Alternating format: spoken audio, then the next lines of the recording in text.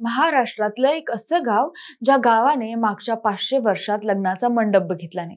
गावात लग्न करायला परमिशन नाही. तसंच गावात कुणालाच 2 मजली घर बांधायलाही पण परमिशन नाही. गावात कुणीच झोपायला खाट आणि बेड वापरत नाही. सगळं गाव खालीच झोपतं.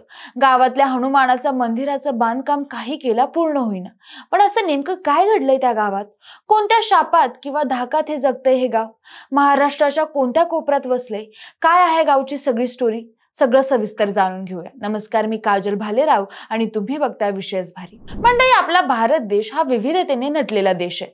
अगदी राजगणिकच काय तर गावागावात सुद्धा वेगवेगळ्या चालीरीती, परंपरा, श्रद्धा बघायला मिळतात. त्यात महाराष्ट्रात तर काही गावं अशी आहेत की जिथे तुम्ही गेलात तर आश्चर्यचकित व्हायला होतं. प्रत्येक गावचं एक वेगळंच जग असतं. वेगळ्या श्रद्धा, वेगळ्या गोष्टींवर विश्वास आणि त्याप्रमाणे त्यांच्या जीवनशैलीतही त्या गोष्टींचा खोलवर प्रभाव दिसतो. उदाहरण द्यायचं झालं तर सोलापूर जिल्ह्यात काही गावं अशी आहेत जिथे सापाला अगदी कुटुंबातील सदस्याप्रमाणे मानलं जातं. तिथल्या प्रत्येक घरात एक तरी साप असतोच. फलटणमध्ये एक ट्रॅक्टरचं गाव आहे, तसंच भिलार हे पुस्तकांचं गाव आहे.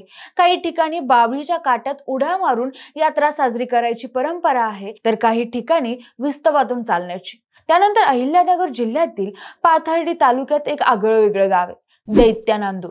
हे नाव ऐकताच काहीसं विचित्र वाटतं, पण या गावची परंपरा इतरांपेक्षा पूर्ण वेगळी आहे आणि विशेष लक्षवेधी आहे. इथे इतर गावांप्रमाणे हनुमानाचं मंदिर नाही. तिथं श्री हनुमानांना पूजलं जात नाही. उलट तिथं दैत्य महाराजांचं मंदिर आहे. आणि अशाच प्रकारे पैठण तालुक्यातही एक गाव आहे जिथं आजच्या आधुनिक काळात सुद्धा मागच्या 500 वर्षांच्या परंपरा, चालीरीती कडक नियमाने पाळल्या जातात. गावाचं नाव आहे चौंडाळा. आता हे चौंडाळा गाव जितकं साधं पण तितकंच रहस्यमय आहे. इथं एक जुनं रेणुका मातेचं मंदिर आहे, ज्याचा इतिहास 400 ते 500 वर्षांपूर्वीचा मानला जातो. गावकऱ्यांच्या सांगण्यानुसार या मंदिराचा जीर्णोद्धार अहिल्यादेवी होळकरांनी केलाय, पण या दाव्याचे ठोस ऐतिहासिक पुरावे मात्र कुठंच सापडत नाहीत. हे मंदिर फारसं गाजलेलं नाही, पण रहस्यांनी भरलेलं आहे. दिसायला साधं सरळ, शांत आणि तरीही भारावून टाकणारं. रेणुका मातेची मूर्ती हुबेहूब जणू देवी स्वतः समोर उभी आहे असं वाटावं. मंदिराचा सभामंडप अजूनही जुन्या काळच्या दगडी खांबांवर टिकून आहे. हे खांब रंगवले गेले असले तरी त्यांच्या पोत आणि घासलेपणातून मंदिराच्या पुराणतेची झलक दिसते. मंदिराच्या समोर उभ्या असलेल्या दीपमाळीची उंची पाहिली की तिच्या भव्यतेचं दर्शन होतं. ती मंदिरापेक्षाही मोठी वाटते. पण या मंदिरातली खरी गंमत आहे ती म्हणजे गावात फिरणाऱ्या एक विचित्र आणि थरारक आख्यायिकेची. गावकऱ्यांच्या सांगण्यानुसार खूप जुना काळ होता. त्या काळी रेणुका मातेचं लग्न ठरलं. गावात आनंदाचं वातावरण होतं. देवीच्या विवाहासाठी वऱ्हाड गावच्या दिशेने निघालं, पण कुणालाही माहिती नव्हतं की देवीला हे लग्न मान्य नाही. जसं वऱ्हाड गावच्या हद्दीत आलं तसा देवीचा कोप झाला आणि म्हणतात की देवी इतकी रागवली की वऱ्हाडातले सगळेजण एक निर्जीव दगडात रूपांतरित झाले. आजही ते दगड गावाबाहेर दिसतात.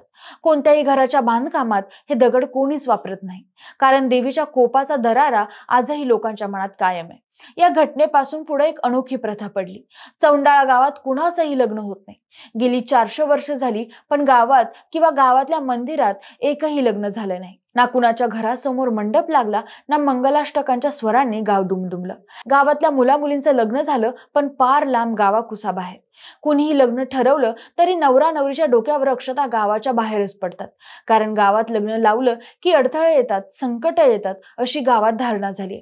गावकरी म्हणतात देवीचा कोप अजूनही जिवंत आहे. त्या कोपाला टाळण्यासाठी आम्ही हा नियम पाळतो. लग्न म्हणजे आनंद, पण तो आनंद गावात नाही तर गावाबाहेरच. चौंडाळा गावात लग्न करता येत नाही म्हणून गावकऱ्यांनी याला शहाणपणानं मार्ग काढलाय. गावापासून 2-3 किलोमीटरवर लांब संकटमोचक हनुमानाचं एक जुनं मंदिर आहे. लग्नाचा दिवस आला की नवरा नवरीसह सगळं वऱ्हाड तिथं जातं. तिथंच अक्षता पडतात, मंगलाष्टकं म्हणली जातात आणि विवाह विधी पार पडतो. गावात सगळी लग्नाची तयारी होते, पण लग्नाचा मुख्य सोहळा फक्त त्या हनुमान मंदिरातच. आजवर कित्येक पिढ्यांनी गावात लग्न लागलेलं बघितलंच नाही. गावकऱ्यांसाठी हाच एक परंपरेचा नियम आणि श्रद्धेचा मार्ग झालाय.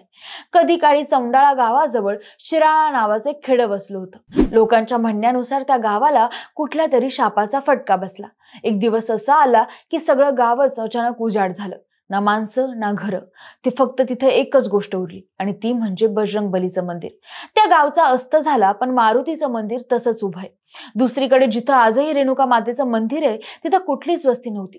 पण हळूहळू त्या मंदिराभोवती लोक जमा होऊ लागले आणि अखेरीस गावच तयार झालं. सामान्यतः आधी माणसं येतात, मग गाव वसतं आणि मग मंदिर बांधलं जातं. पण चौंडाळा गावात मात्र उलट झालंय. इथं आधी देवीचं मंदिर होतं आणि मग गाव वसलं, अशी तिथल्या लोकांची धारणा आहे. गावकऱ्यांनी कधीतरी असं ठरवलं होतं की 2 किलोमीटरवर असलेला एकलकोंडा हनुमान गावात यावा. त्यासाठी त्यांनी गावातच हनुमानाचं नवीन मंदिर उभारायला घेतलं. पण कितीही प्रयत्न केले तरी ते मंदिर आजवर पूर्ण झालंच नाही. जणू काही अडथळा लागल्यासारखं.